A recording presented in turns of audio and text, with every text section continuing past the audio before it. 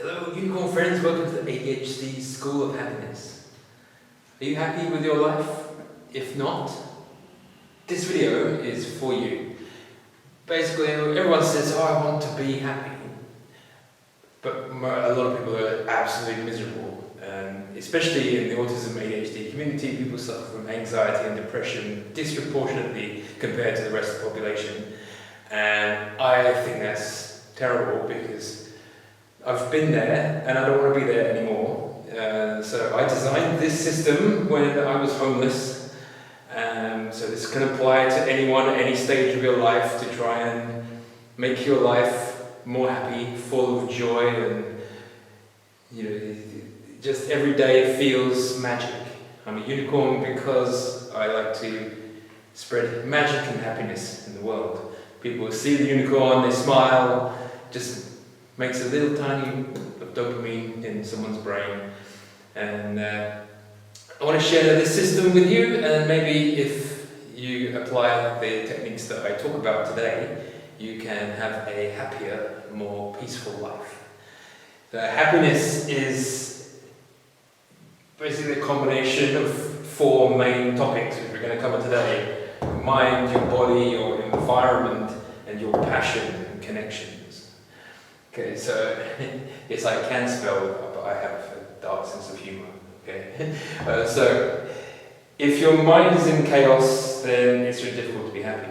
If you're constantly thinking about the past and all the bad things that happened to you, or you're in a situation now where bad things are constantly happening to you and you can't escape, it's hard to be happy. So, first thing the only thing that you can really change is these four things. So first, work on your mind. So every day you have basically an endless stream of moments. Each moment is absolutely unique, that will never ever in history be repeated again. People will stay stuck in cycles because they're stuck in the mindset of things not changing. But every moment is a new moment. Every second you can have the choice to change. Most people don't choose to change and they stay stuck in a horrible lifestyle. So you have to force your mind to be present, and to be in the present moment requires dopamine. And people with autism and ADHD have difficulties with dopamine regulation, and this dopamine regulation issue affects absolutely everything in your life. So if you have depression, anxiety, is basically, depression is living in the past, anxiety is living in the future, but these things don't exist. The past is a memory, the future is in your imagination. So you have a choice now. You can remember all the really bad things that happened to you. I've had some really horrible things happen to me, and dwell on those feelings and repeat those feelings over and over and over and over and over and over and over again until you drive yourself mad. Or you can accept what happened to you, however bad that is. Sometimes it's hard to go, well, I was raped when I was a child, and how can I get over that? Okay, this is a really, really dark thing that's happened to you. Unless it's actually happening to you now, right in this moment, it's just a memory. It's a sensory experience that your mind has collected. And if you're autistic, then quite often memories are really, really vivid. And we could go back, and I can vividly remember when I was 4 years old being smacked by some random woman I'd never met before. Just came into the room, smacked me around the head, and walked out. I don't know why. It happened to me. Loads of other horrendous things have happened to me. But if I keep reliving that moment and feeling those emotions of fear and pain and suffering now, or something that happened to me 10, 20, 30, 40 years ago, how can you be happy? Okay, so you have to reframe the events that have happened that are negative. in a more positive way, which is really hard, but you have to do it. You have to, there's no choice. So every day I try to keep my mind focused on what's happening to me right now. If you're going to go and remember all this shit that's happened to you in the past, what is that benefiting you now? It's not. It's not doing anything good for you right now. Okay, so you have to. You can't. It's not like you're forgetting these things that have happened to you. These things happen to you, and you have to adjust your lifestyle based on these things. But don't let them control how you behave now. I know it's hard. I'm not saying that any of this is going to be easy. This is not easy. It's just a system that if you work on it over time, little bit by little bit, you can build a lifestyle that is designed for happiness. Okay? So how do you design a lifestyle for happiness, even if you've suffered huge amounts of trauma? Well, let's start with the mind, and then we'll go to body, then we'll go to environment, and then we'll go to your passion and connection. So mind is your thoughts. There's not a physical, tangible thing. It's just ideas. But everything in the universe that has manifested into reality was at one point just ideas. It was thoughts, it was waveforms in consciousness that have then been filtered through somebody's brain, turned into chemicals. Those chemicals have turned into muscle signals, and those muscle signals have then manipulated physical reality to create the idea. This camera that I'm filming on now was at one time just an idea in someone's head.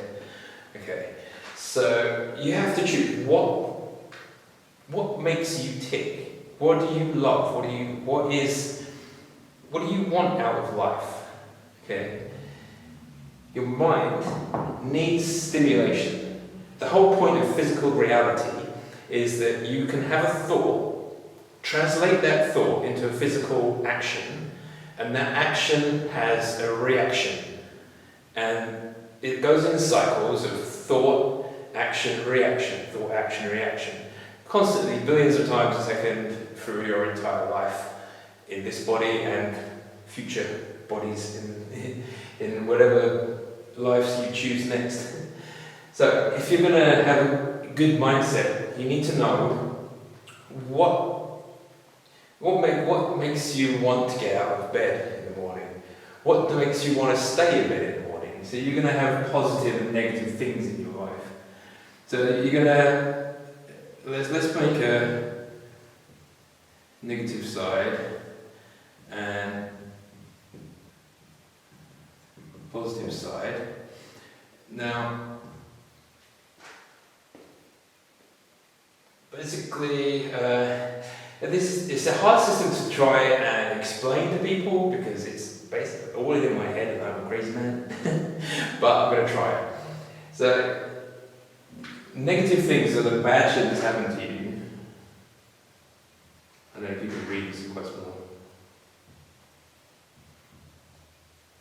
Bad memories, and the positive are the good memories.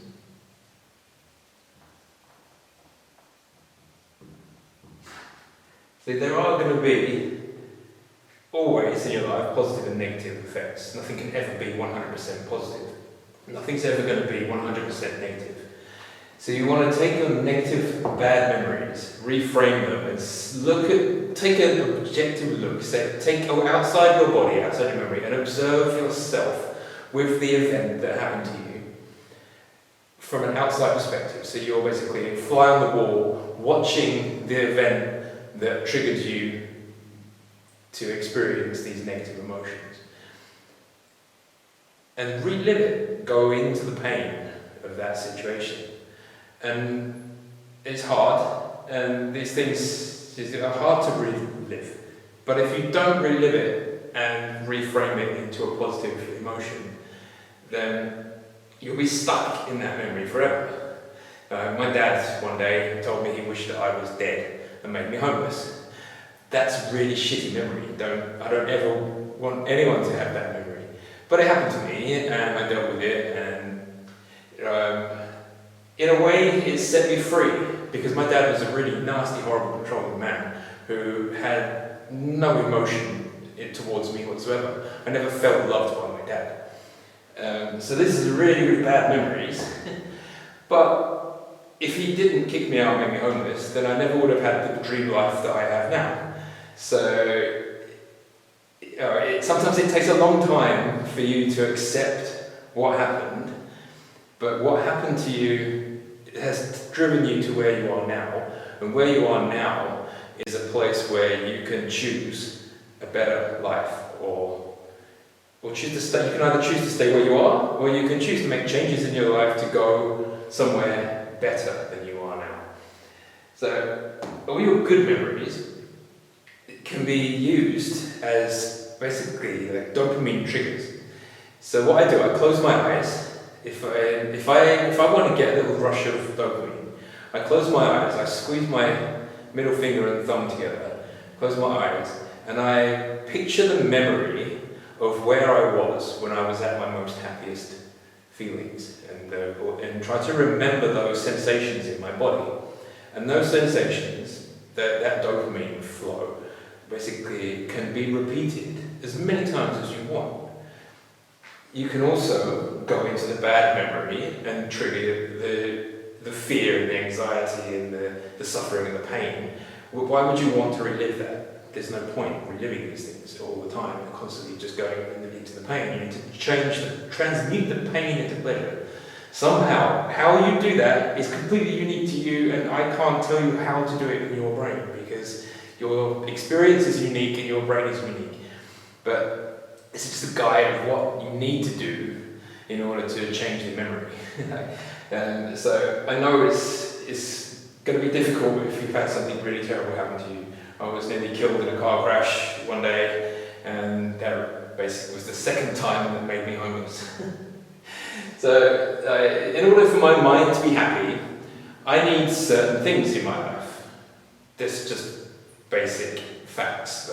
If I don't have oxygen, food, water, and the ability to pursue my dreams, I'm not going to be happy. So you've got to take care of your basic needs.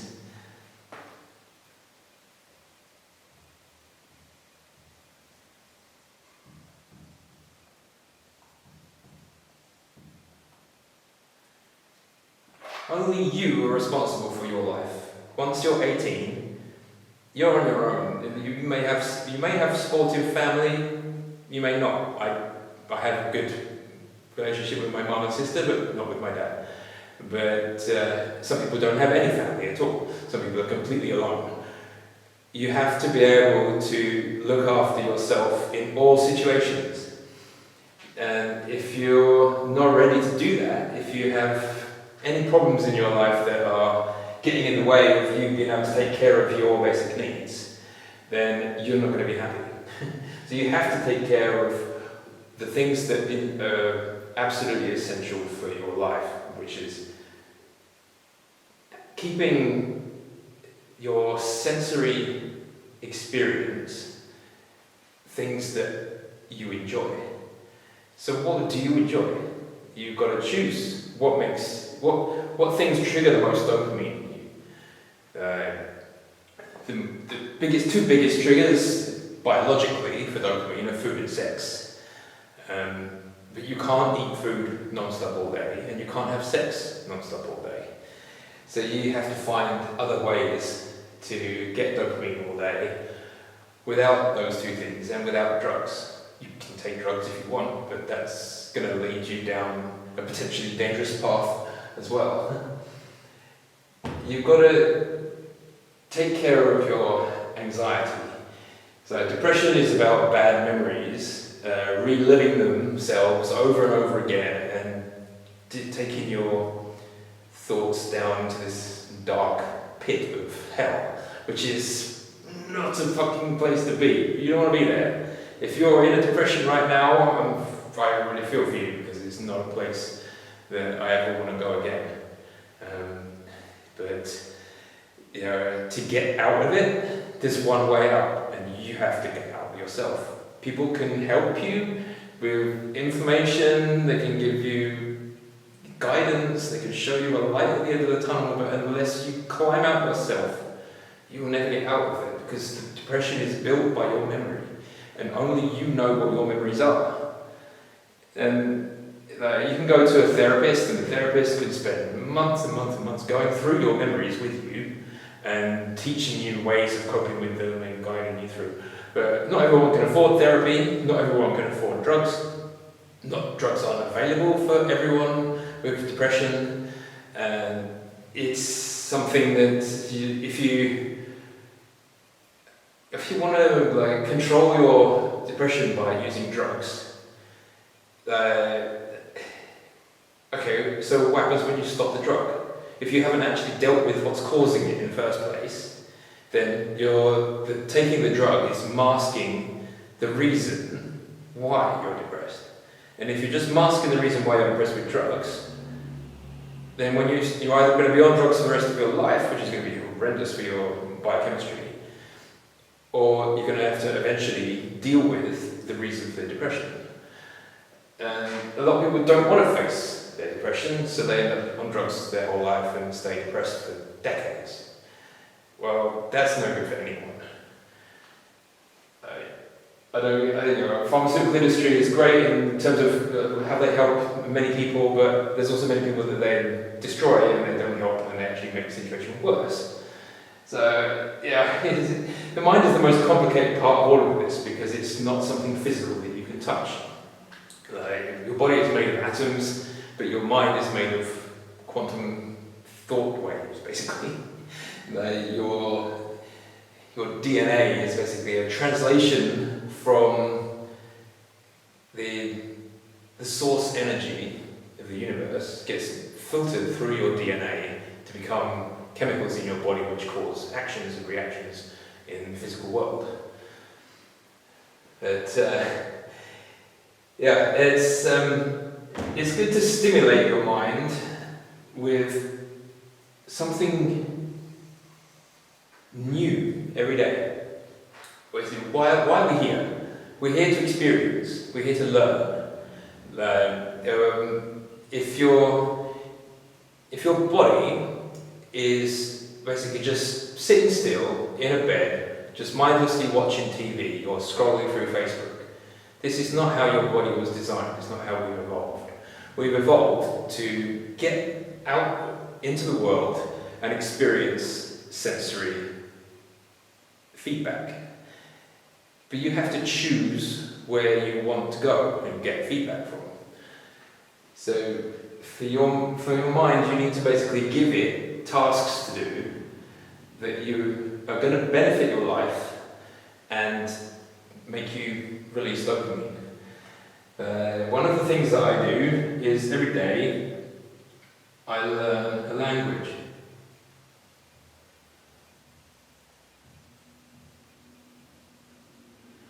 Because language learning is pattern matching. You're taking visual input from the written word, you're taking audio input through your ears, you're taking vibrational input from the larynx, and you're combining these to create a meaning. And this pattern matching technique is basically pretty much all the brain is really doing. It's just taking all the different types of patterns from all the different senses it's got, and it's matching them together to create some kind of meaning. This meaning is completely subjective to you. You choose the meaning. What's happening to you at the moment? Photons from these lights are hitting my skin, or my fur, and bouncing off. And it's giving the impression of a texture of fur on my arm. And when I stroke it, it feels nice to me. This texture feels nice. I like stroking this. But some people, they may stroke this and it sends shivers down their spine and they're like, oh, this is a horrible texture. Then that's completely your choice to have that reaction to that texture. The actual sensory input, it has no inherent meaning. You associate a meaning to it. So when you're experiencing sensory input, if anything, whether you're eating, drinking, talking, moving in any way, you're receiving sensory input from everything that you do.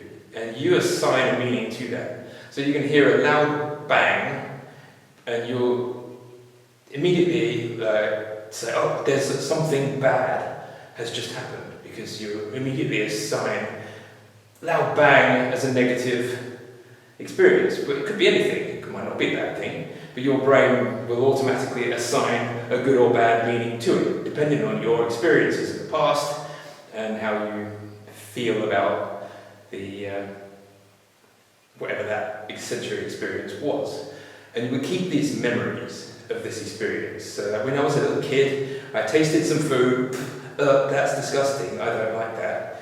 Never try that food again for the rest of my life. Because we associate that sensory experience as being bad. You need to stop doing this. You must take every sensory input as something neutral. It's just an experience. It's not good, it's not bad. Stop assigning things as being bad when they're not. Because that's only going to drive you deeper into depression and bad memories. Just take everything as a neutral experience. This is just, okay, it may be painful, and if you experience something that is terrifying or painful, then that's a lesson of, I want to avoid doing this thing in the future. So, but if that thing isn't actually dangerous, or isn't actually bad for you, and you're just avoiding things that are, in some cases, actually healthy for you, you're going to go further down into a depressive state, right?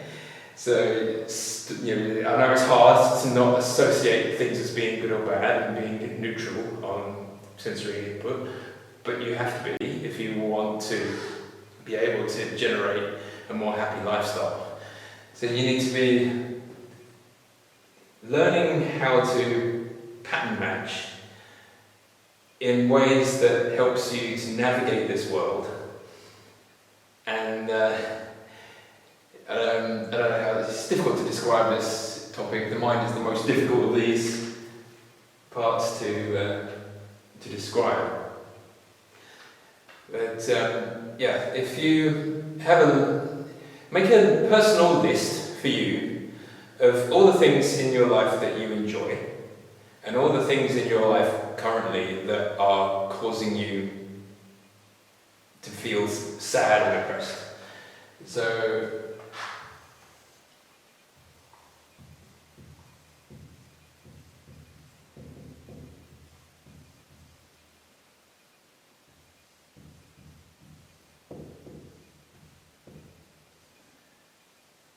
make a list of everything that's good and everything that's bad in your life right now. These are you're personally assigned good or bad. And if you're, I don't know how to word this in a way that people will understand. So I'm doing the best that I can. So forgive me if this is a little bit chaotic, but my ADHD brain is complete chaos all the time. To try and focus the entire universe of thoughts into one coherent sentence and presentation is quite challenging. So, there's going to be loads of things in your life that you enjoy. There's going to be things in your life that you're currently not enjoying. Okay? So, once you've got this list, you've got all your good things and all your bad things, you're like, okay, so your list of bad things, why? Why is that thing in your life? If there's something in your life that's causing you stress and anxiety and fear, why is that in your life? Why have you have manifested this thing in your life? Because everything that you experience is part of your energy. You are manifesting the entire universe. So you need to figure out, why am I manifesting this negative experience? Or why am I choosing to make this experience feel negative even if it's not negative? That's a really complicated thing, because why you're assigning something as being bad, you have to choose, why is this bad? So if you're in a situation where you feel absolutely stuck. You feel like there's no way I can get out of this situation that I'm currently in. Maybe you're in an abusive relationship, or maybe you're a kid and you've got no way of getting out of the situation that you're currently in. You've got an abusive parent, or maybe you don't have parents and you're an orphan in a children's home or something. There could be all kinds of bad experiences that you're currently experiencing that you don't want to experience, that are causing you to be unhappy. So you have to try and identify those experiences and figure out, is there a way that I can change this sensory input? Because it's all sensory inputs. Like all the good things, all the bad things that happen to you, it's all just sensory information. You're just basically a bag of chemicals that reacts to its environment. That's basically all animals are, just bags of chemicals that react to their environmental input. So choose the good things in your life and try to do them more. So say you really, really enjoy dancing or art or making music or playing with Lego or doing puzzles or fitness, bodybuilding, singing, whatever it is that you enjoy doing. Try and do more of the good things and identify the bad things and try to reduce their impact as much as possible on your daily life. That can be really hard in some cases, depending on what your current situation is. But if you don't control the bad and then accentuate the good things, trying to become happy is impossible. Because if you don't do anything about the bad things, then they'll always be there and they'll always keep dragging you back down into depression again. So you've got to identify and fix the things in your life that are currently bad. I'll do a more detailed video about different aspects of these things I'm talking about today. But this is just our overall general idea of this system. So controlling your anxiety and depression is going to be difficult for some people. Some people find it easier than others. The list of all the things that you think are good are going to be things that give you dopamine. They make you excited. They make you want to do something. And when you're working on these things, try to think of ideas that don't cost money. Because if something is costing you money, then your ability to do that thing relies on you having the money to do the thing. And if you don't have any money, and you can't do the thing that makes you happy, you're going to go back down into a depression state again. So try to find imagine if there was a world with no money, what would you do? You didn't have to work to make money. So what would you do with your time to maximize your fun? Basically every day I wake up and I do, from the moment I wake up to the moment I go to bed, I just do all the things that make me happy. I don't do anything that makes me unhappy. I don't allow anyone into my experience that makes me feel unhappy. And I live a really beautiful, peaceful, happy life. Because I designed it that way, from nothing. Because I was homeless living in my car, I didn't have any baggage at that point. I had nothing. So I could go right back down to the root of who I am and what do I want. So I designed my life to be basically like I'm living in a festival. So in my mind, I live in a festival permanently, and every day I dance, I sing, I run around fields and just generally party non-stop, and that makes me happy. And the amount of shame I get for my lifestyle from in the past, well, you can't just party all the time. Why not? Why not? Partying makes me happy. I have an amazing life. If you don't like partying, don't party. But don't shame somebody else's choice of life because you don't like what it is. It's none of your business. I've been in the clubbing industry for over 20 years, working in club promotion and lighting design and all sorts of things, because that's what I love to do. My passion. We'll come to that later.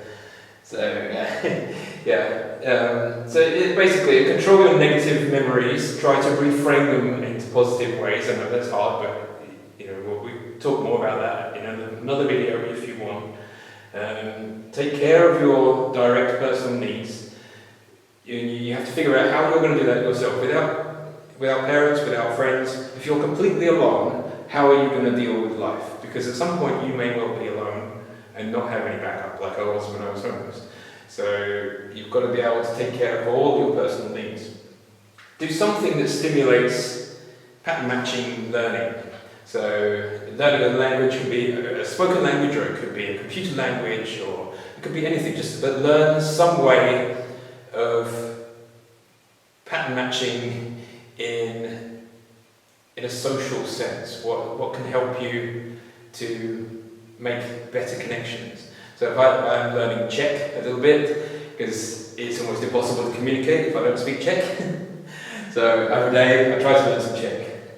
And then make a list of all the good things in your life that you enjoy, list of all the bad things, try to change the bad things. If you can't change the bad things, then at least try to change the way you react to the bad thing. Don't try not to let the bad thing drag you down and keep you stuck in this horrible place. I lived with suicidal depression for at least a decade, and that's not a place I ever want to live again. So using this system, I got out of that place, and I never want to go back. So this is the fundamental part is your mind, because your mind manifests everything else. But then you have a physical body. Your physical body has needs. If you don't look after your physical body needs, you've got your mental needs for the things that bring you joy. But if you don't look after your physical needs for food and sensory feedback, you are going to eventually develop illnesses and various other problems that you have technically caused yourself by not understanding your body.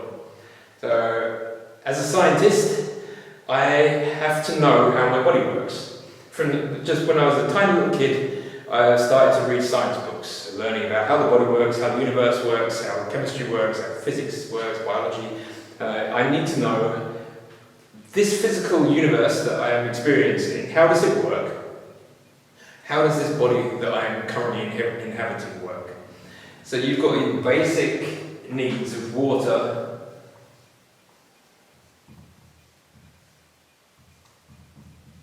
air, food, movement,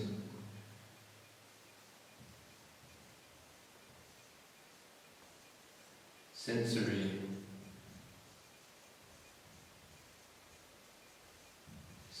stimulation.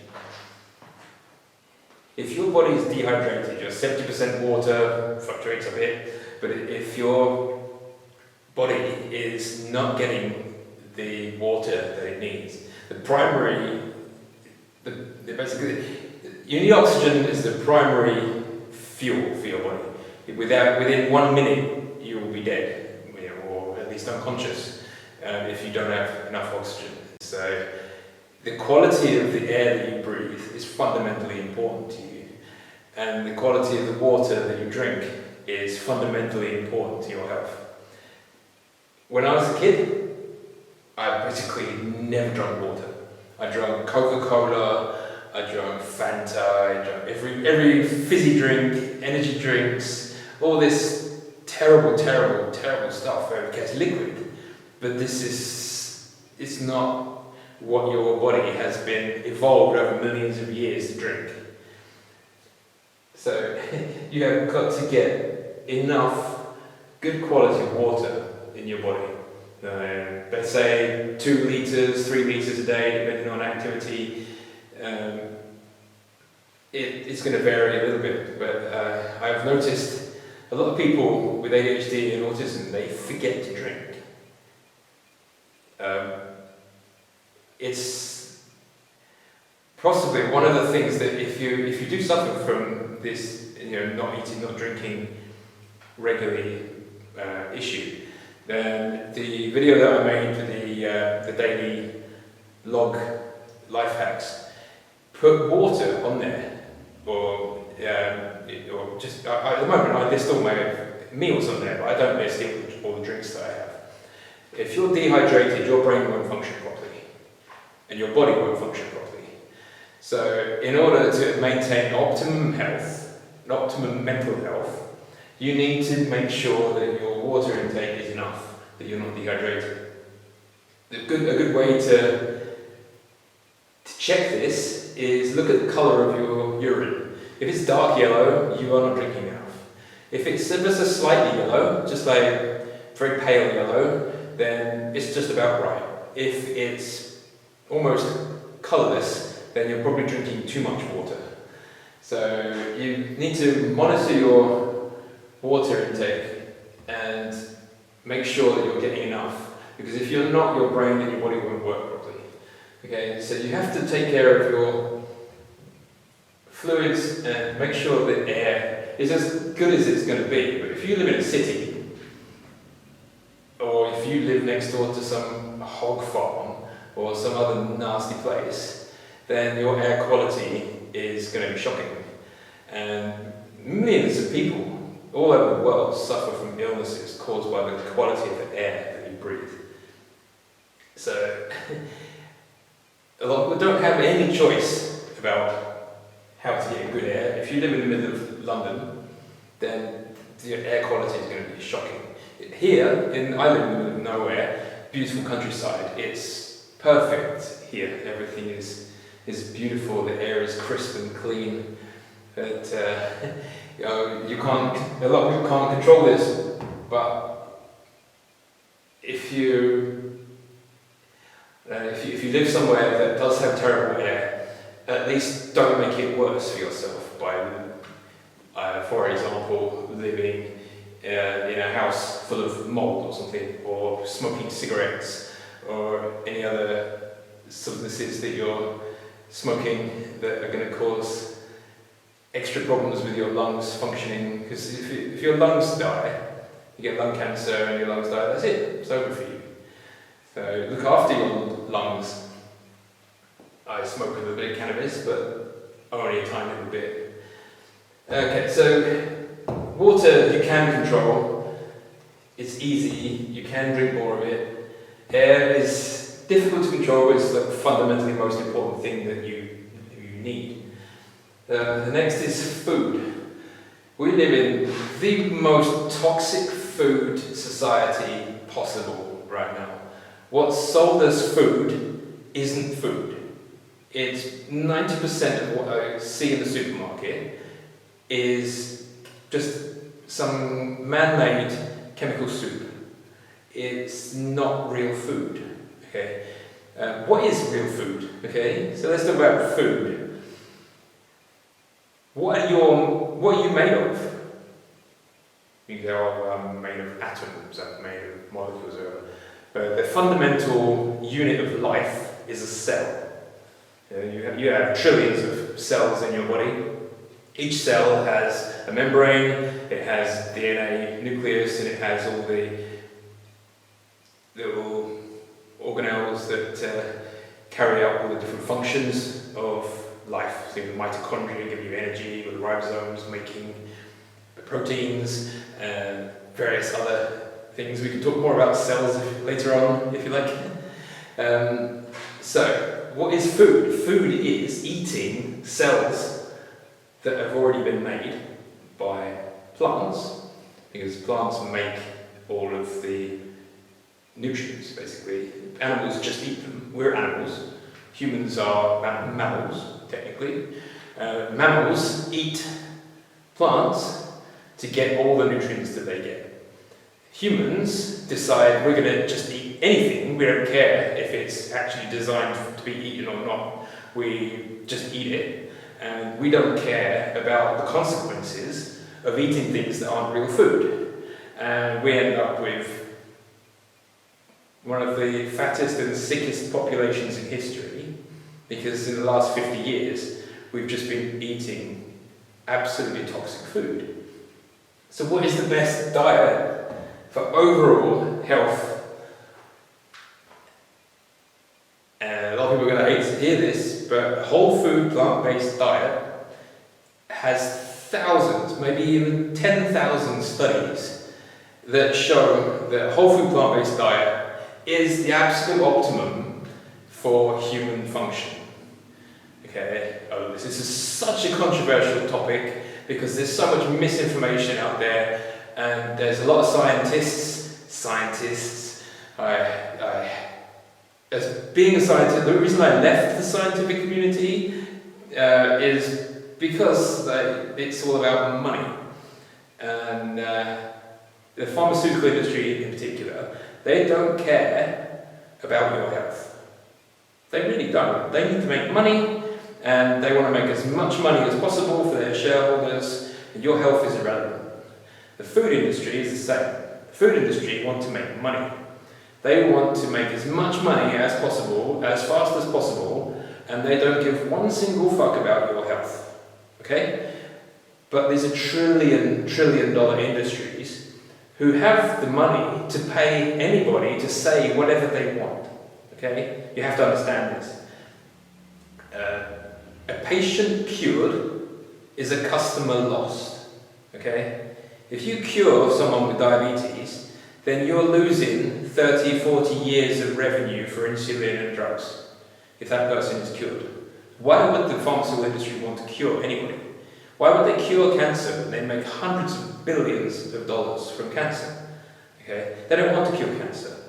The food industry pumps all this shit into humans which make them sick, so the pharmaceutical industry can then maintain your life by going this constant cycle of sickness and drugs, sickness and drugs, sickness and drugs, sickness and drugs. And they'll keep you locked in this for years, decades, or your whole life, potentially. So how do you break that cycle? Stop poisoning yourself. You just have to stop. I stopped. It was hard. I will go into another video. I'll describe how to transition to a whole food plant-based diet. If you're in a junk food diet right now and you're suffering from any illness whatsoever, it's your fault. What you put in your mouth is your choice. Okay? You have to take responsibility for your choices. If you want to be happy, you need a healthy body. If your body is full of disease, it's really hard to be happy. I know, because I lived for 34 years of chronic pain, I was not happy. As soon as I switched to a whole food plant-based diet, everything changed.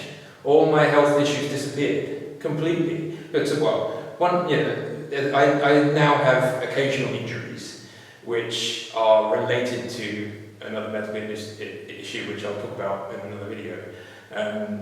But I'm not in pain non-stop all day every day.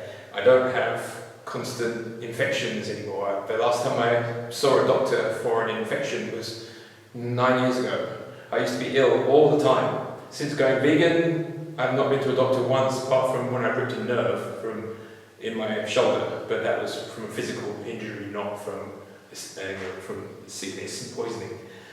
So you've got to eat a whole food plant-based diet. And well, I can't eat plants, I'm allergic to this, blah, blah, blah, blah. Okay, so if you have a specific allergy, then design your diet, whole food plant-based diet, around any allergies that you have. If it's not an actual serious allergy, and it's just an intolerance, then it's possible that the intolerance is actually caused by your nervous system not functioning properly, not that you're actually allergic to the food itself. Okay, so nutrition is a very complicated subject, and it's very personal to you because you have a unique genome. Every human has a unique genome, and what you eat basically is digested by the enzymes that your genetics is designed to produce. And some people, for example, let's look at this, say, like gluten-free diets. If you're celiac and you basically can't process gluten, then don't eat the gluten. Eat a whole food plant-based diet without the gluten. Sometimes you might have to do a genetic test to find out these intolerances, or an allergy test. But most people can eat a whole food plant-based diet. You may not particularly like the taste of it or whatever, but it depends if you want to live a healthy life or a life of short-term pleasure, long-term sickness. It's your choice. I prefer to have good quality food that doesn't make me sick. I think that is fundamental to being happy, is to not be sick all the time. So, you can believe science or you can not believe science, it's up to you. You can think, oh yeah, well the carnivore diet says it's good, well I'm going to do that. Well, that's absolute nonsense, and I'll do another video all about the carnivore diet later, because that's a real fun subject to talk about. But yeah, whole food, plant-based diet. Plant-based diet. Why is a whole food plant-based diet best, and not just vegan diet? Right. You are made of cells. You need to eat cells in order to repair the cells that you have. In order to repair cells, you need to be able to build them. You need the raw ingredients to build a new cell. Well, if you eat a cell, then all the ingredients to make a cell are in that cell. So you have all of the ingredients necessary. If you take these cells and take them into a factory, and you process them, you smash up all these cells, you extract out chemicals from the cells and purify those chemicals. The easiest example to understand is sugar. Let's talk about sugar for a moment, just so that you can understand what I'm talking about when I talk about whole foods versus chemicals. So, you take a sugar beet or a sugar cane, and you put it into a factory, and it squashes and basically juices all of the cytoplasm out of the cell. The cell wall, cell membrane, inside is the soup, the cytoplasm. So in the cytoplasm is sucrose. So what they do is you pulverize the cells, you smash all the cells up, and you get this liquid that comes out. This liquid is the cytoplasm of the cells. You remove all of the fiber, you remove the membrane of the cell, and then you remove the cell wall, and you're just left with this soup. And then through various different processes, you purify it down so you've just got pure sucrose left. So you get this white crystal, you come from a plant, all the way through an industrial process to a bag of a purified chemical. Okay? Purified chemicals from plants are basically drugs. Sugar is a drug. Sugar is one of the most powerful drugs that we've ever used. People don't understand it because they're giving this drug to their children, and they don't realise how badly it's affecting their development and their future life. But if you was to eat the original plant food without the processing in between, yes, you still get the sucrose. The sucrose is still in the plant, but it has all the other parts of the cell with it.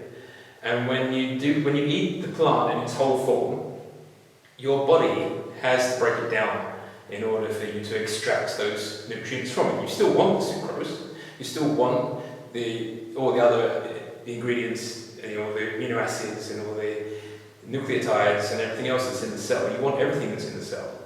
So your body breaks it down into its component parts naturally. That's what your digestive system is designed to do, is to take a plant, smash it up, and extract the things that it needs. If you smash it up, extract everything in a factory, and then just end up with the chemical one part of that plant, and just eat that, you've got none of the other supporting molecules. And if you do that once or twice, your body's like, oh, this is fine, this is just a drug. You do that chronically, every single time you eat something, your body is not going to get the adequate nutrition that it needs in order to repair cells. If you don't eat whole cells, you won't have enough raw materials to repair the cells that you've got. And we do this with everything. We do this with oil. We take a seed, or we'll take olives, and we'll remove every part of the plant and just leave the pure oil, and then we'll put that in everything. This is stupid. This is stupid. Why? This is, I don't understand. We have millions of years of digestive evolution. We've existed on the same diet for millions of years. And now, in the last 50, 60 years, we've transitioned from that food to mostly chemicals. And we wonder why the world population is getting sicker and sicker and sicker. We're living longer because we have drugs to manage the sickness, but we're not doing anything at the root cause of the sickness, which is the food. And the vegan movement is doing well in trying to educate people on food quality and stuff, but most people are too ignorant and too stupid to accept the fact that what you're eating is poison. And you're not going to end up with a happy, healthy life if you're constantly poisoned. You can believe as much as you like, oh, well, I eat a healthy omnivore diet. There's no such thing as a healthy omnivore diet. I'll go more into that in a different video. One of the major problems, I'll just talk about this a little bit now because it's kind of related to happiness. When you eat meat, meat is basically you're the same as you. You're eating a substance which is very, very close to the substance that your body is made of. You eat mussels, you're made of mostly mussels. Yeah. So your brain is like, holy shit, this is amazing. You eat that steak, your brain's like, wow, do that again. Gives you a shitload of dopamine. Yeah, because your intestines, or the inside of your gut lining, has little sensors, and they detect amino acids, fatty acids, and sugars. And when you ingest meat, you have an abnormally high concentration of amino acids. Not because in plants you have amino acids, but they're much lower concentrations, and because of the way the plants are made, they're in a lower concentration than they are in meat. Yeah. So you don't get as high a dopamine spike from eating vegetables as you do from eating meat. And people love dopamine, especially people with ADHD and autism, because it makes us feel good. We use food as a comfort because it gives us dopamine. And meat and dairy are the biggest triggers of dopamine. And when you're eating all of this every day, I'll talk more about dopamine peaks and troughs in a separate video. But the reason why you feel good and you feel satisfied when you eat a big steak is because your dopamine goes up and it stays up longer, and then it comes down and then it crashes. Because it takes a long time to digest the meat, so it satisfies your dopamine for longer than sugar. For example, sugar spikes up and then it's immediately down again, whereas if we eat meat, it goes up, it stays up, and then comes down again. But meat is not designed for human consumption. Your body is not designed to have this massive concentration of amino acids in the wrong ratio. And we know we have thousands and thousands of studies that show that eating meat causes cancer. We know this. It's even listed on the World Health Organization website, meat causes cancer. We know it causes cancer. So why would you choose to eat something that causes you cancer? It's known to cause cancer. It's as bad as cigarette smoking. So if you wouldn't smoke a cigarette because you don't want to get cancer, then why would you eat meat? Because it tastes nice, so you get high from it. Getting high from something is only going to cause you long-term problems. You can get the same effect from cocaine. I want to eat some meat because it makes me feel good. Well, you have cocaine to make you feel good, but cocaine is shamed, whereas meat is promoted. Both have negative effects, but people have because the effect of meat is a slower death. It happens over decades. The damage is done very slowly. People don't notice it. If it's an acute poison, people will be more likely to not consume it regularly. But when it's a slow poison, you don't notice it. Until you stop eating it and realise the damage it was doing, you don't really notice it so much.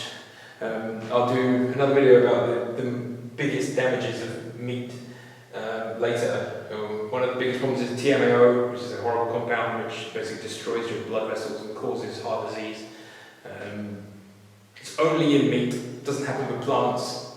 So you can argue as much as you like that meat's a healthy diet, but unless you can mitigate TMAO, you're going to cause yourself heart disease or stroke and cancer and diabetes and all the other diseases that it causes. And we know that it causes these diseases because millions and millions and millions of people have these diseases. There's like 100 million people in America that are diabetic. Well, diabetes is 100% caused by diet. If you eat a vegan diet from birth, the chance of you getting type 2 diabetes is almost zero. That's just a fact. Okay, so enough for now, but yeah, plant-based diet based on your particular food intolerances will give you the best chance in life to be healthy. It can't cure every disease. There are some things that are genetic or environmental that you can't control, but you can control what you eat. And controlling what you eat is the number one most important thing for your health. You can believe me or not believe me, it's totally up to you, but I cured virtually everything that was wrong with me for a plant-based diet, and you can benefit too. So, next one, movement. We have muscles, we have a brain that controls these muscles. If you don't use muscles, then why bother maintaining muscle? Like, let's take a hand, for example. If I put a boxing glove on my hand and never moved my hand for my whole life, it would be completely useless. Yeah? It's called muscle atrophy. If you don't use a muscle, then it degrades. If you don't use the nerves to control the muscle, it will degrade. You have to find some kind of movement that you enjoy, that you can do every day. Depending on your current fitness level, you may not be able to, go for a marathon run. I certainly couldn't run a marathon in a million years. But you need to find a form of movement that is the best for you. For me personally, I love dancing. I dance every day, like I'm in a festival. As I said before, I live my life like I'm in a festival. I also go to the gym, do weights every day, and some kind of cardio. It could be a bike ride, or it could be a cross trainer, it could be just a run out in the fields, or a trampoline. But I try to make sure that every day I activate my whole body. When I'm dancing, if you want, I'll do a dancing tutorial. When I dance in a way that makes sure that I push my body through all of its range of motion. So I take when I'm dancing with my arms, I make sure that I move them to the end range of motion and try to improve the range of motion as I dance around. And through movement, you improve your balance, your coordination. Dance is the best for this because you're moving in lots of different ways to a beat of music. So you're basically pattern matching the sound that you hear to a motion. And if you pattern match, as I said before in the first section, your brain is happy. Your brain loves pattern matching. So if you're going to do any kind of physical movement, doing physical movement to music will improve your overall general happiness far more than if you just did a fixed movement. If you then add another layer on top of that, so you've got visual stimulation, audio stimulation, and movement. This is why we love clubbing. This is why festivals have amazing light shows. This is why, when you're in a club, it feels amazing whether you're on drugs or not. You feel awesome in the club because the movement is being synchronized with the lights and the sound. So you're creating this sensory experience, which is a pattern-matched experience. It triggers huge amounts of dopamine. So find a movement that you like, that is tailored around your current abilities, but pushes you just a little bit harder than you can currently do, so that your body grows. Because your body reacts to the sensations that you give it. So if I'm lifting a dumbbell, if I always use the same weight dumbbell and always use the same motion, the body gets used to it, and it will use less and less energy to do that movement unless you change the stimulation. So you want to increase the weights, increase the number of reps, increase the time under tension, just generally change as much as you can to take you a little bit further than you are today. So in my weight training sessions, I track what weight I lift, how many reps that I get. I try to train not to complete failure, but at least where I can't do the last rep completely clean, and then I usually stop because I don't want to injure myself. So finding some form of movement. You don't have to go to a gym, you don't have to join some kind of social club, you can do this anywhere. You can go to a park. When I was homeless, I would just dance on the beach, or dance in a field, or just dance somewhere, put some headphones on, just dance anywhere. Who cares? Who cares what people think of you? Just dance. Or run, or play a sport. Sports are great because you're pattern matching your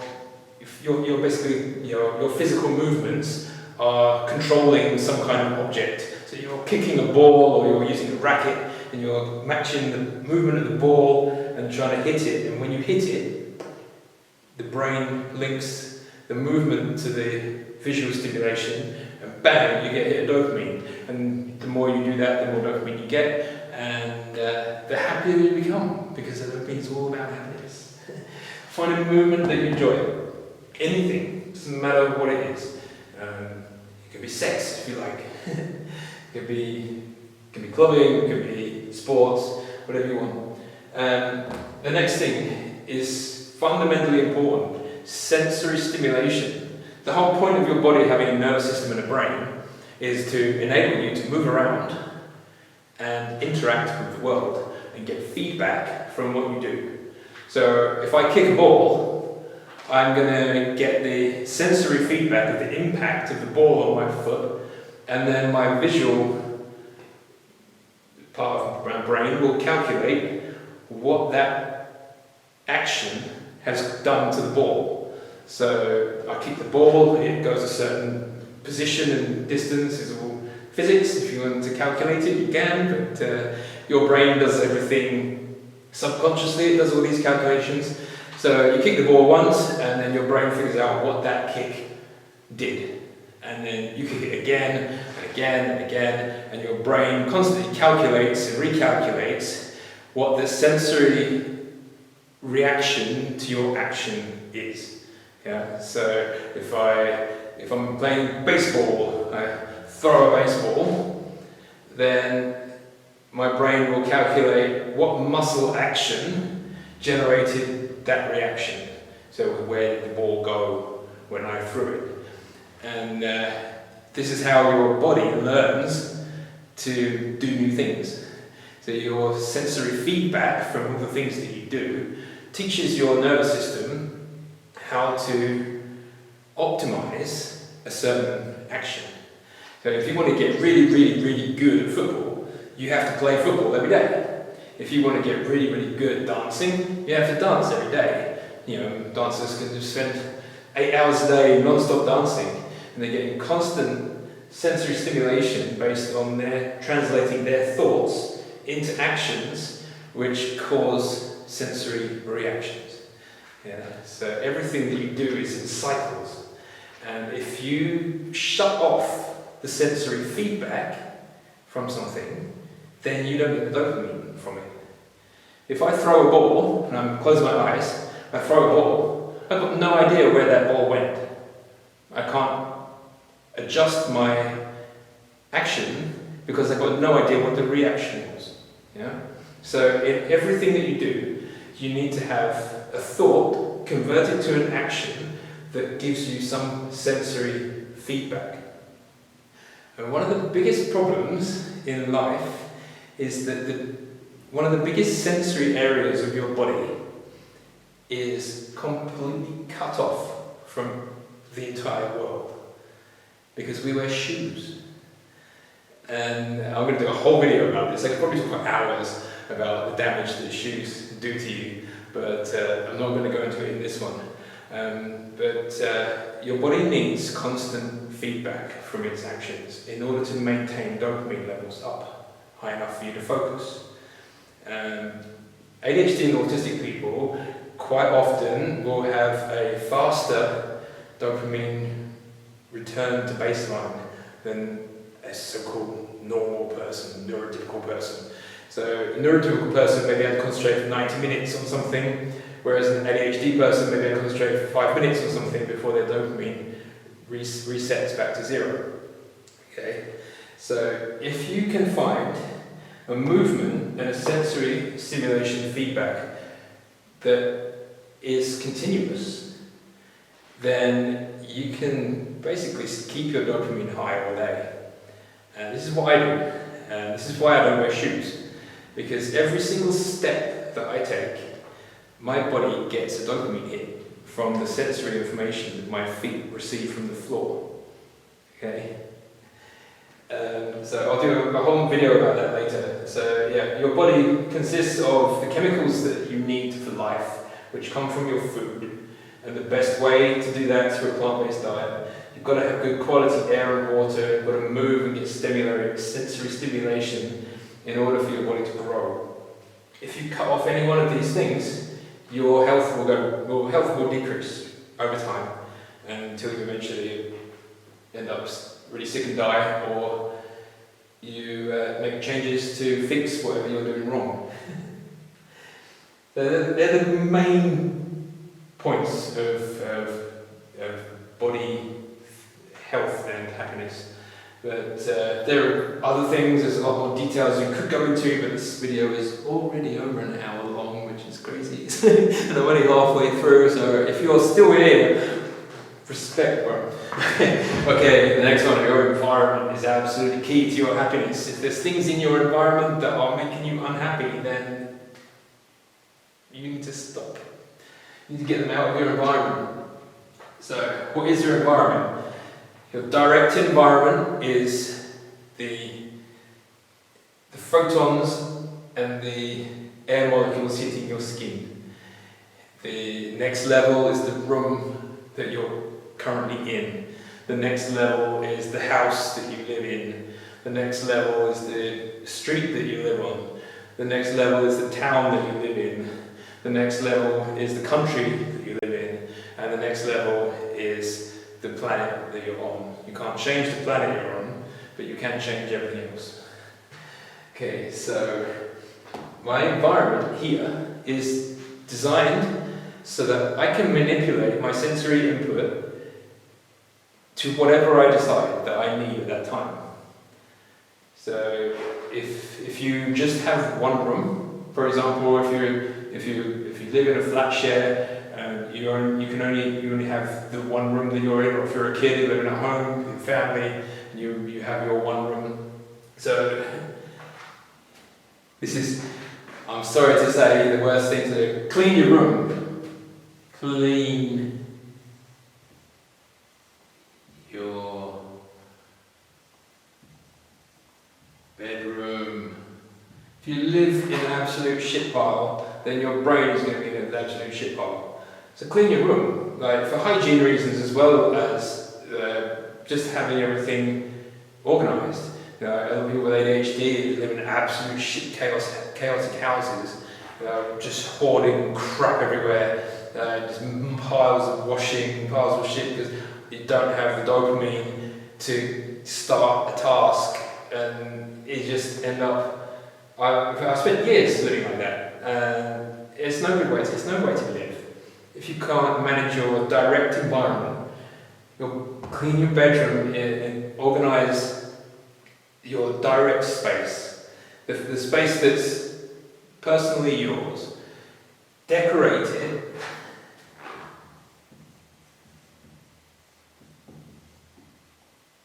With things that trigger the dopamine.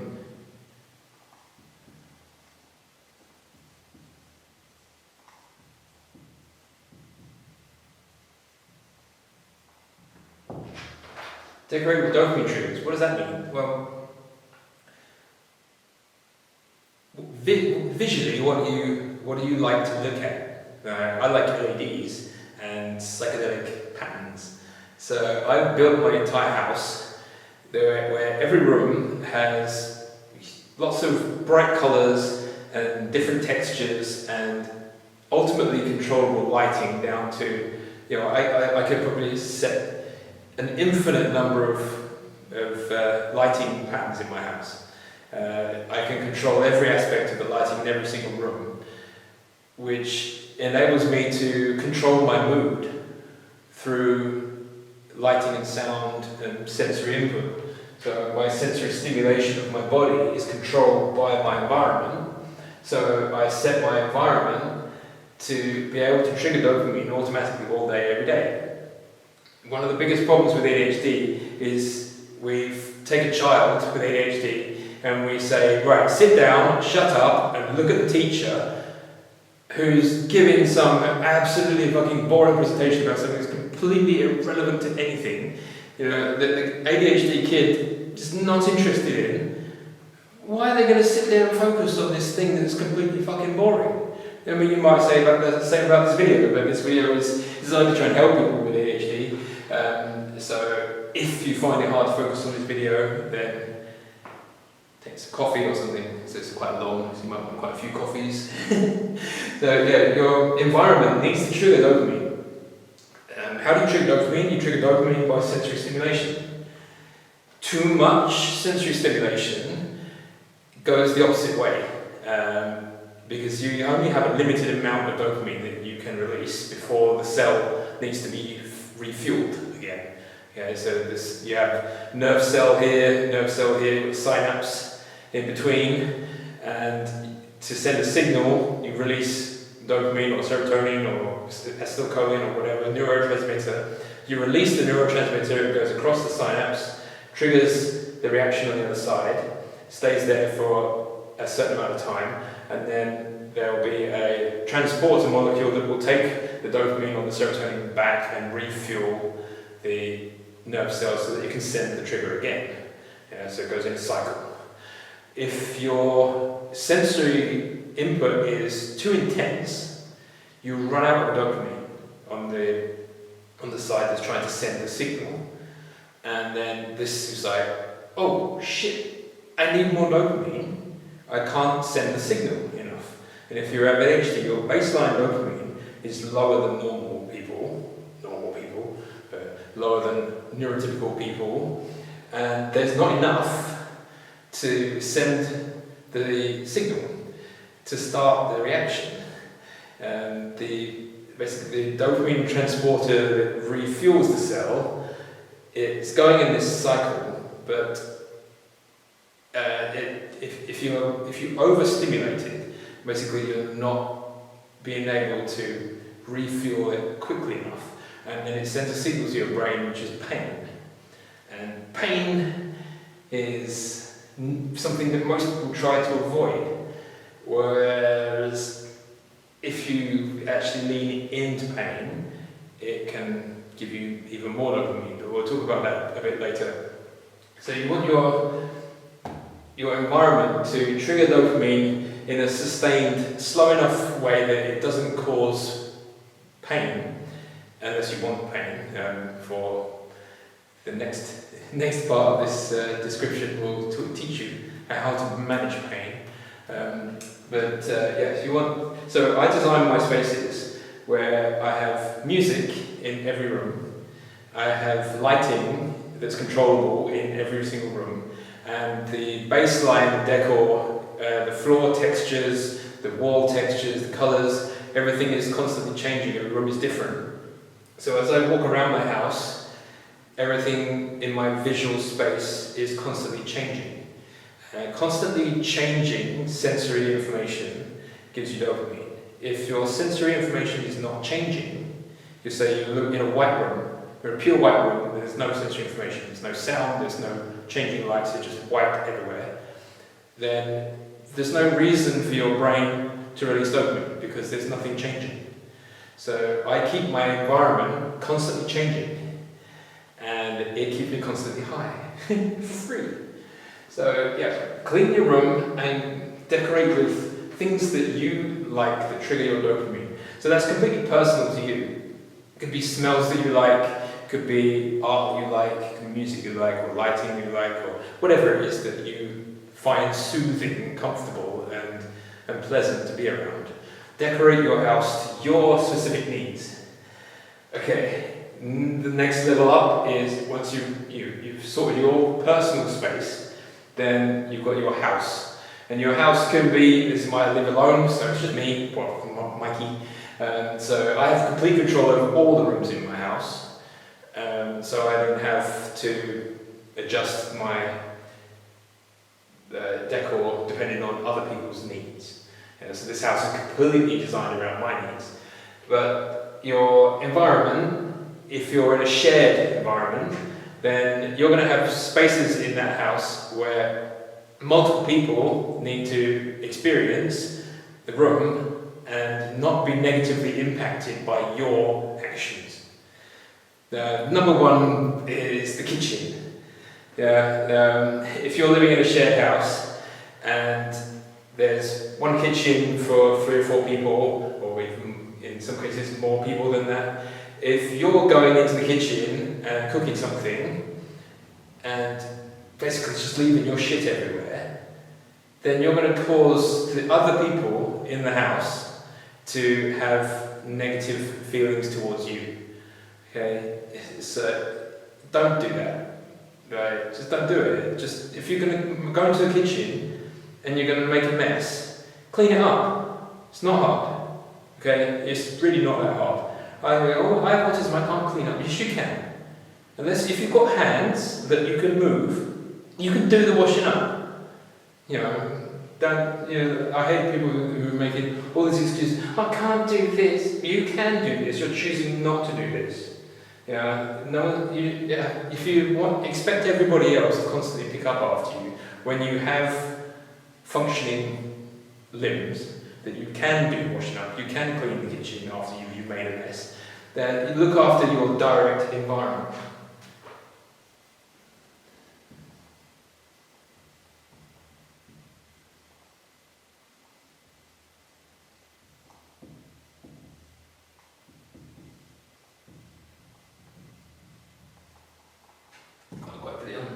Look after your direct environment because you have to share that space with other people. And this is technically a hotel, so when I have guests here, the guests are in my house and I need to adjust what I do in the day to make my guests comfortable. So if there's an activity that I do when I'm alone that would be unacceptable to do in front of other people, then I wouldn't do that while they were there. For example, if you smoke cigarettes and you're around people who don't smoke cigarettes, it's really, really rude to smoke and just blow your smoke into their face. It's absolutely disgusting. Stop doing it. So look after your direct environment that's within your control. Next level out from your home, so we're now into the direct environment that's immediately surrounding your house. So my road here goes through the village and all the fields around me. If there's things in that environment that are causing me stress, then I need to figure out ways of coping with that issue. The biggest issue I have here is people are so disgusting that they come to my village, they drive through the village, they don't stop here or whatever, and they throw all their rubbish out the windows of their cars all over the fucking fields. It's disgusting and it really pisses me off. So there's nothing I can do to stop them doing it. So I go and I clean my local environment. Nobody else cares here. They just let the trash pile up. So in order to save the environment and help the animals and everything, I clean my direct environment. I look after the fields, well, not the fields, but the sides of the roads where people throw all their rubbish. I pick it up. It's not my rubbish. I didn't throw it there, but it's my environment. And if my environment is clean and nice, then I feel better in myself. So, don't destroy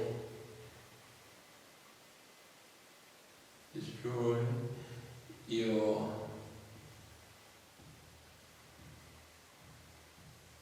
environment. Don't destroy your environment. Like, pick your rubbish up, put it in the fucking bin. How hard is that? If that's all you ever do is put your rubbish in a bin, then your environment will be a better place.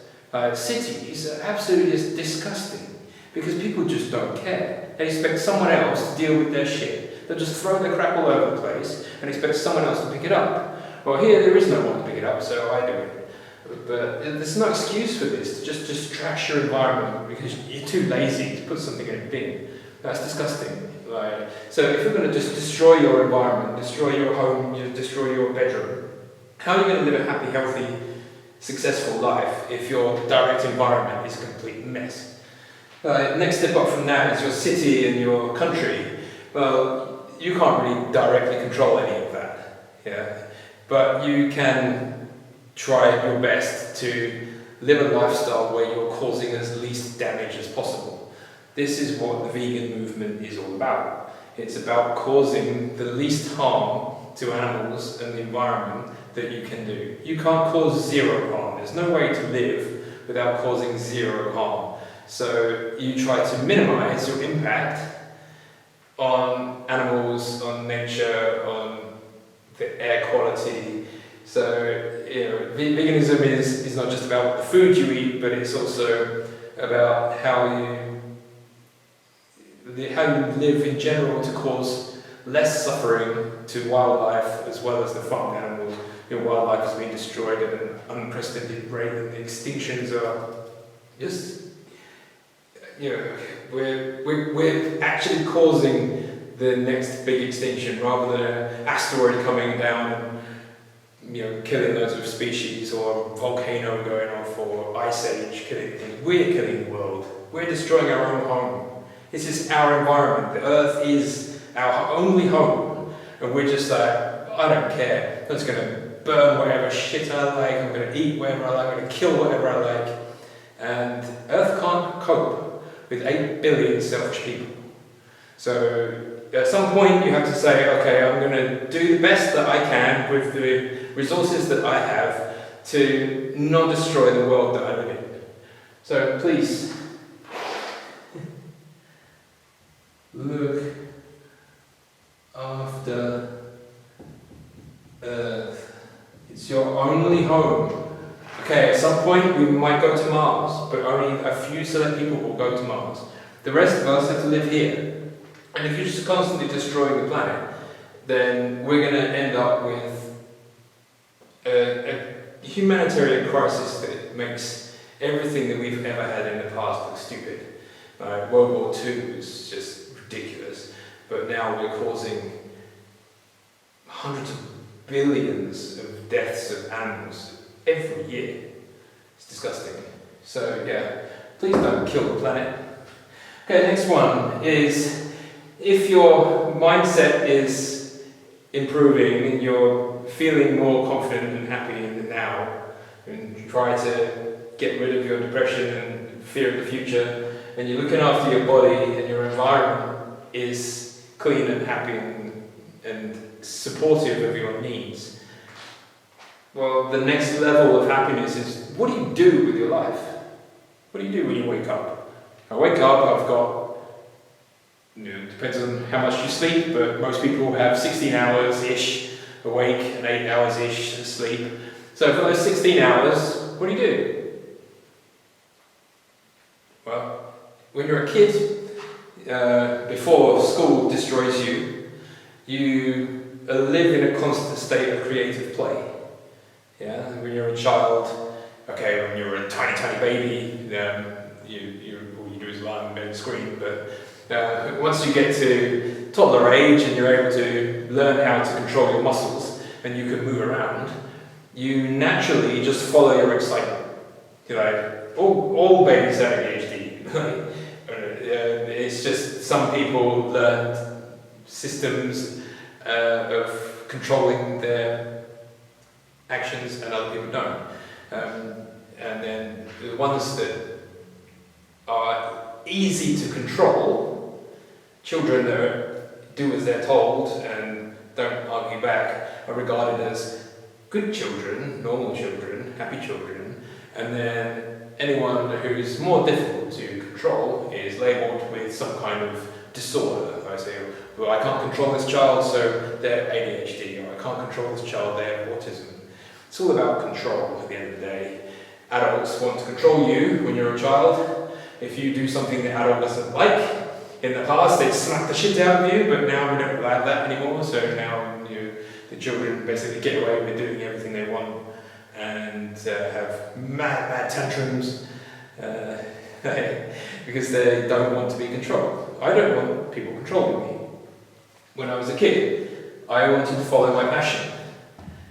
My passions when I was a kid were magic and science, and it's still magic and science now, but I also like clubbing, music, lighting, movies, nature, fitness. So you need to write down a list of all the things that you love to do, but try to think of things that don't cost money. I write a basic list of things that I enjoy: music, dancing, food,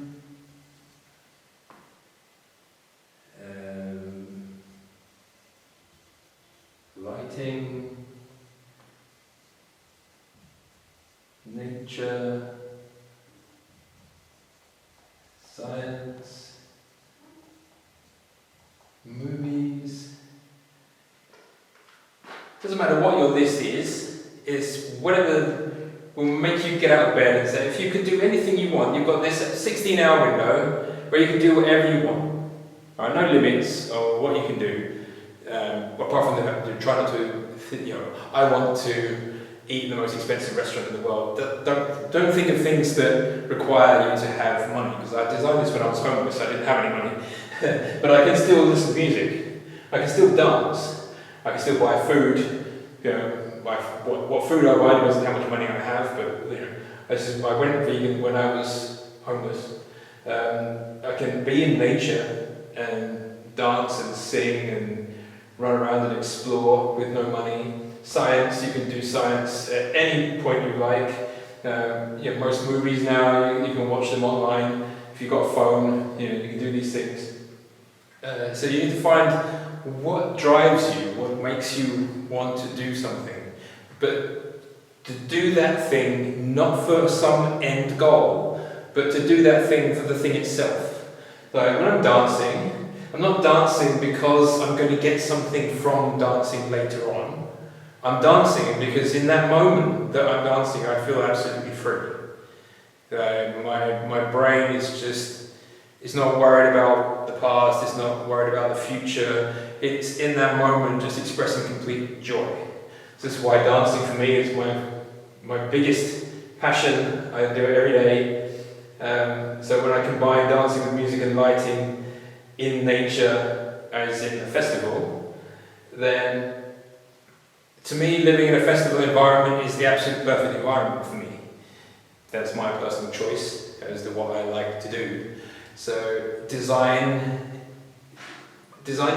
you could design your day without anyone else telling you what to do, and you could design everything that you do purely by your choice, what would you do? You'd wake up, you'd do this, and this. So fill your day with the things you enjoy. So as I showed you my daily planner log list of the things I do every day. So I wake up, I learn some Czech, so I work on my mind. I then go to the gym. I work on movement, sensory stimulation, and grow my muscles. And then I make sure I eat good quality plant-based food.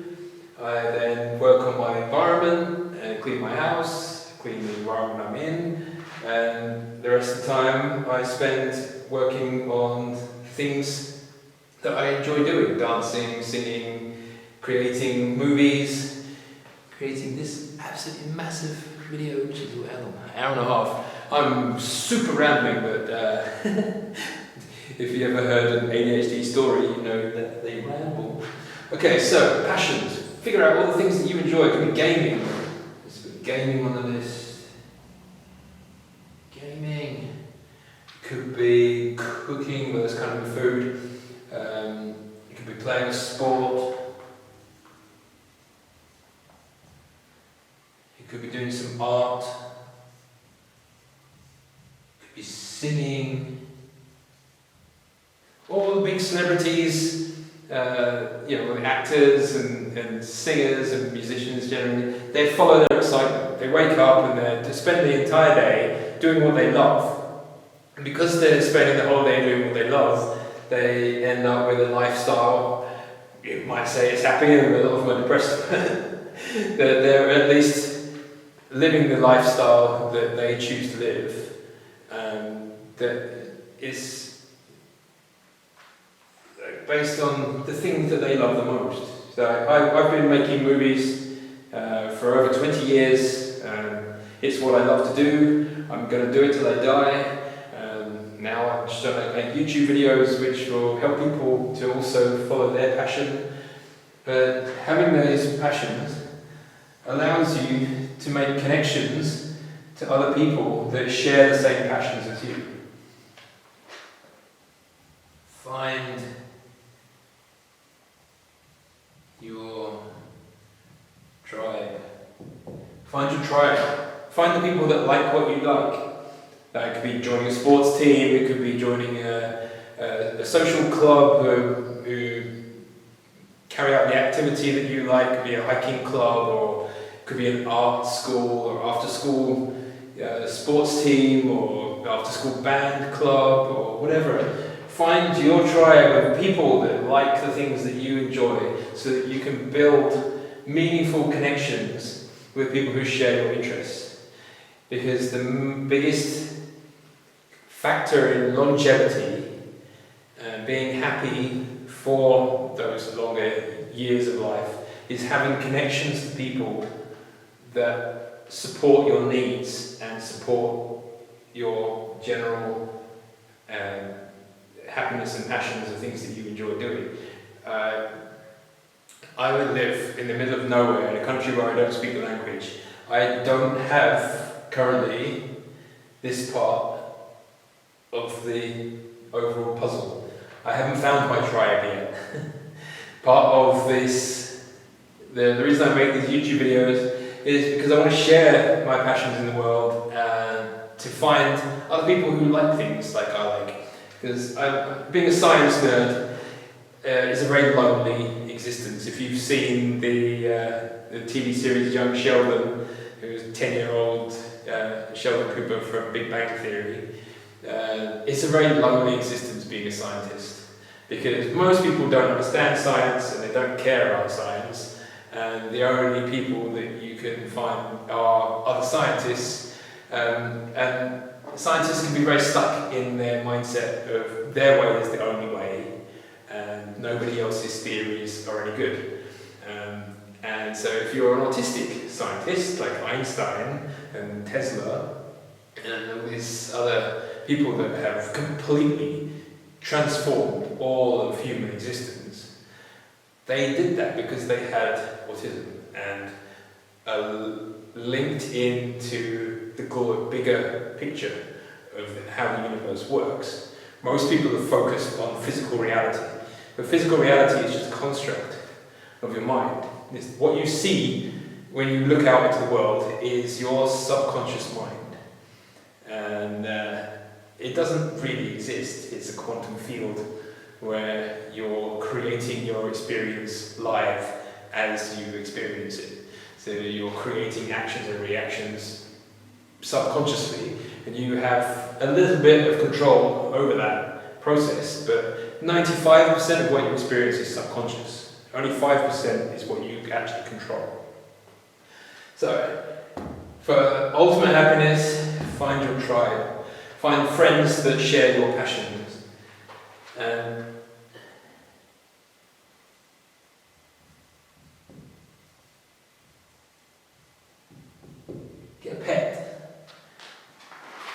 100%. At some point,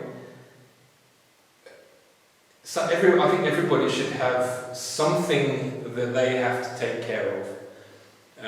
Most people end up with having children at some point, but I'm not going to have children.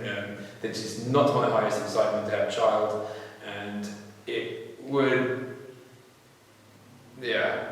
not be the best thing for me. I don't think I would make a good dad, and I don't want to put my child through having a shitty dad, so I'm not going to have one. But having something that you take care of, that is a living creature, or even a house plant, depends on your level of commitment to the life form that you're taking care of. Get a pet / plant, I suppose. Just so there's something in your environment. It's better if it's a pet because you can actually communicate with the pet in some form. Mike doesn't speak English, he understands a little bit that I say, and I understand a little bit of his actions. But to have something that you have to take care of, it brings you into the physical now. I could be sitting on bed, mindlessly scrolling through Facebook for hours and hours and hours, and that's no good for anyone to do that. You're just making money for Mark Zuckerberg. So if you have something else that requires your attention, on a regular basis, like a dog, I have to walk him, I have to play with him, I have to feed him. It gives me something outside of myself that I have to take responsibility for. And as a result of me having that connection with him, he boosts my oxytocin, my serotonin, my dopamine. I give him affection, he gives me affection. We keep each other company. And at some point, it would be nice to find a partner.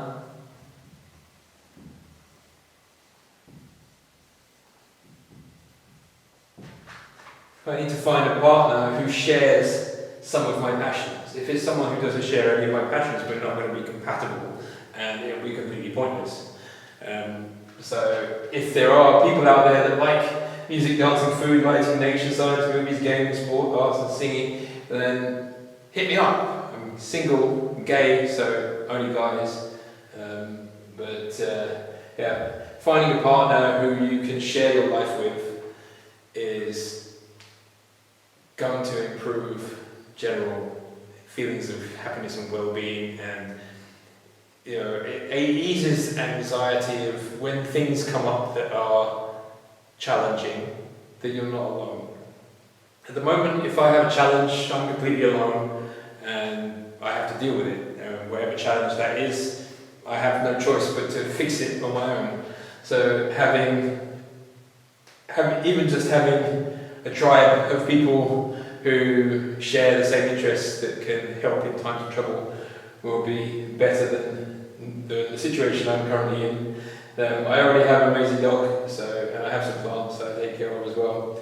Don't currently have a partner, but one day, who knows, maybe through the magic of YouTube they will materialise. But if I don't, it's okay. I'm happy on my own. I've been on my own for long enough that it doesn't bother me anymore. If I'm going to do the final step and find a partner, it has to be the right person who's actually going to support me and my needs rather than me just being used like I have been in the past. So if you can manage to fix your mind, fix your body, fix your environment and live your passion, then your happiness is going to be better than if you don't take care of all of these aspects of life. This is really long, so I'm going to stop now. If you have any questions about any of these things and want me to answer them, just drop them in the comments. And if you actually look at this system and design your own happiness chart based on your sensory needs and experiences, then I'd love to see it. I'd love to see if this helps anybody. So for now, that's the end of this incredibly long video. So if you actually watched all of this, Big respect, thank you very much, and please like, subscribe, and share it with anyone you think that it might benefit from this, because I'm sad that you see so many people, autistic people, that kill themselves because they're so depressed because this world is not designed for them. Design your world, build your own happiness. You can do it.